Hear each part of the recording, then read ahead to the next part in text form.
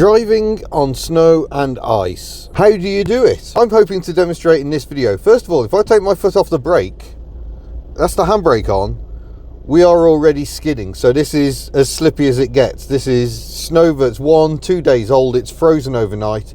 It's like sheet ice. So how do you drive on it?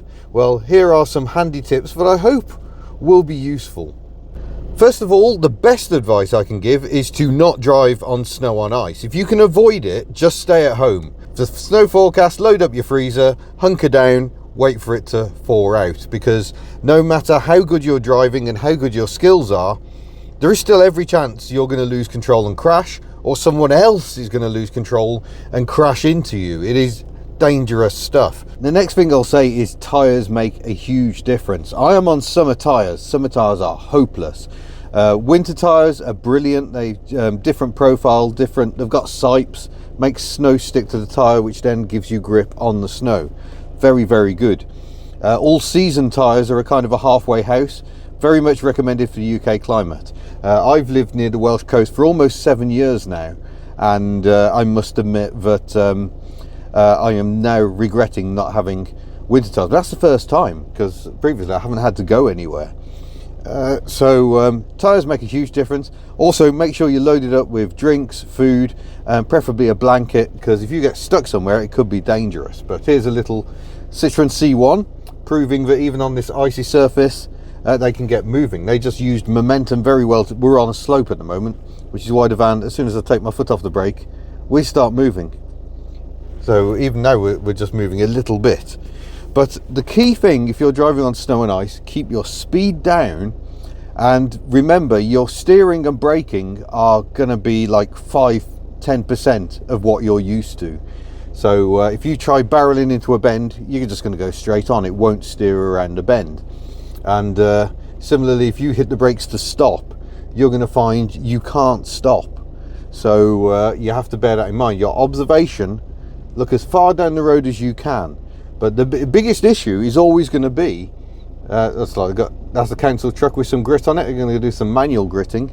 But yeah, the key thing is just, if an emergency happens, someone pulls out in front of you, you're stuffed. So watch every junction like a hawk, and make sure there's not a vehicle appearing from there. Right, so we're going to move away. We're slightly downhill, so this is slightly easier than it otherwise might be. I'm just going to wait for this car to come. There's no point pulling out while they're bravely trying to get up the hill. Go on, keep it rolling, keep it rolling. Momentum is your friend uphill. Downhill, not so much.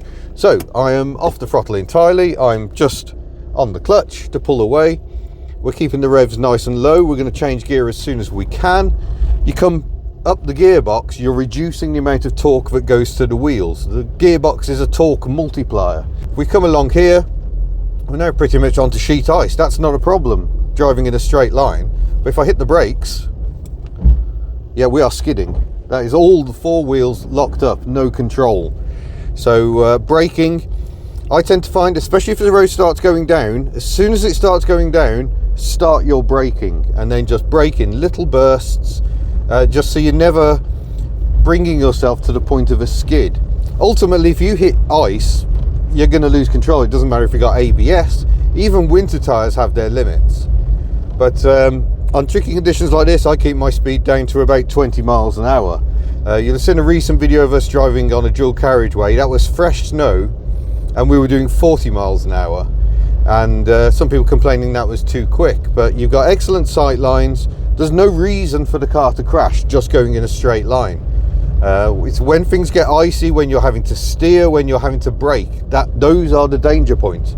Going in a straight line, you need very, very little grip at all. So it doesn't really matter. Very, very slippy. I've got no traction here at all. But driving in a straight line, just keep it calm. Here comes a truck. I'm not touching the brake. I can get through. Albeit only just. That is typical. He couldn't stop, I couldn't stop. Your best defense is to steer. Just focus on the steering, and try to avoid rapid inputs, because that can provoke a skid. Just keep everything smooth and super gentle. It's the best way of doing it. But you do have to accept, if something goes wrong, your chances of stopping quickly are, yeah, they don't exist really. So you have to drive with that constantly in your mind. You can't really relax. I love driving in these conditions for the challenge of it, but it is not relaxing. We've got someone else coming the other way. They're easing off. Don't stop. Keep going. We got room. Oh, they've stopped.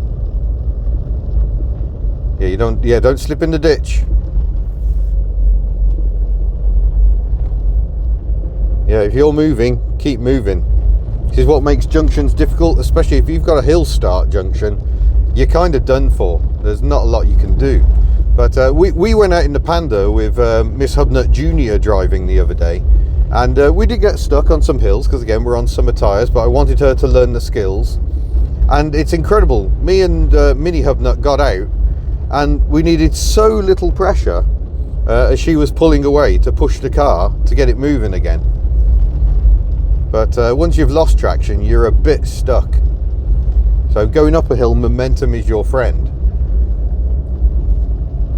Going to a bend, I'm just engine braking. I'm not touching the brake pedal at all, just to make sure we get around it. Gives us our best chance. There we go, not a problem. When you're driving in a straight line, you don't realise how little grip you've got. It's only when you come to a bend or something happens that you realise, oh, this isn't good. So you do have to watch out. Right, we're going to start going downhill now. It's okay here. This has melted in the sun. But I'm going to give myself a bit more space because I don't want to be right up the back of the council van. They're topping up the grip bins. So we'll let them get away. Sticking in second gear. And I'm just braking on and off all the way down. I'm not holding my foot on the brake, just braking in bursts. And if it starts slipping, you've got to take your foot off the brake. ABS, perhaps not quite so much. But again, don't rely on the ABS. Just do what you can to keep moving. And then we're going up the other side, so now we need a bit of momentum. In case we start wheel spinning, the momentum will carry us through, hopefully carry us through the slippy bit. This has all been kept fairly well protected by the trees, I think. Oh, that's some bad, so I'm easing off again. Just react to the road in front of you. It will clear and then it'll be bad again. That's just going to happen.